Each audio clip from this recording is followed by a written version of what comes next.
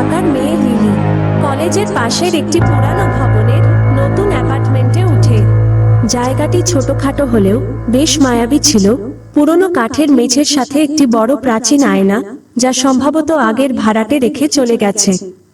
আয়নাটা ছিল ভারী, তাই লিলি সেটাকে দেয়ালেই রেখে দেয়। লিলি যখন তার জিনিসপত্র গোছাচ্ছে, তখন সে কিছু অদ্ভুত জিনিস লক্ষ্য করে।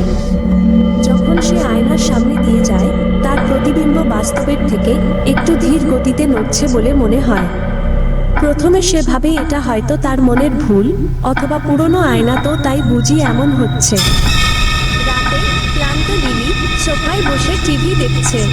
তার পার্শ্বদৃষ্টিতে আয়নাটা রয়েছে, আর সে দেখে তার প্রতিবিম্ব সেখানে স্থির হয়ে দাঁড়িয়ে আছে, যেন তার দিকে তাকিয়ে আছে।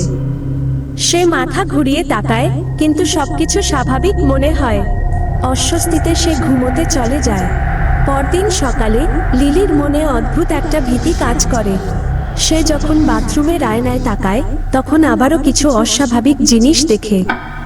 এবার তার প্রতিচ্ছবি একটু বেশিই হাসছে, যেন সে থামার পরেও সেটা হাসি ধরে রেখেছে।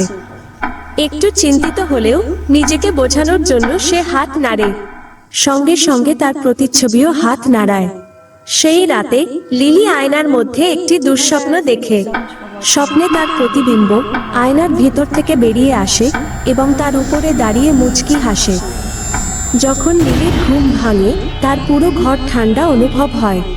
সে ভীত হয়ে আয়নার দিকে তাকায় এবং এবার যা দেখে সেটা তার শিরদাঁড়া ঠান্ডা করে দেয়।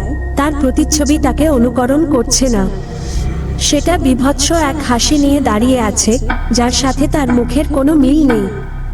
ভীত হয়ে সে পিছিয়ে যায়, আর তার প্রতিবিম্ব সামনে এগিয়ে আসে। আতঙ্কিত হয়ে লিলি আয়নাটিকে একটি চাদর দিয়ে ঢেকে দেয়। কিন্তু সেই রাতেই অ্যাপার্টমেন্টের ভেতর অদ্ভুত কিছু শব্দ শোনা যায়। লিলি যখন চাদরটা সরিয়ে ফেলে, সে ভয় জমে যায়। তার প্রতিচ্ছবি এখনো হাসছে, ভয়ানকভাবে। তার প্রতিচ্ছবির হাত আয়নার ভেতর থেকে কাচের ওপর চাপা দিচ্ছে, যেন বেরিয়ে আসার চেষ্টা করছে। এরপর লিলি আয়নাটা ভেঙে ফেলার চেষ্টা করে, কিন্তু যখন কাচে ফাটল ধরে, সে হাসির শব্দ শুনতে পায়। তার প্রতিচ্ছবি আরো কাছে আসে, তার চোখগুলো শয়তানের মতো মেলে আছে। কাঁচ ভেঙে যায়, আর এক ভয়ানক প্রতিচ্ছবি লিলির হাত ধরে তাকে আয়নার ভেতর টেনে নেয়।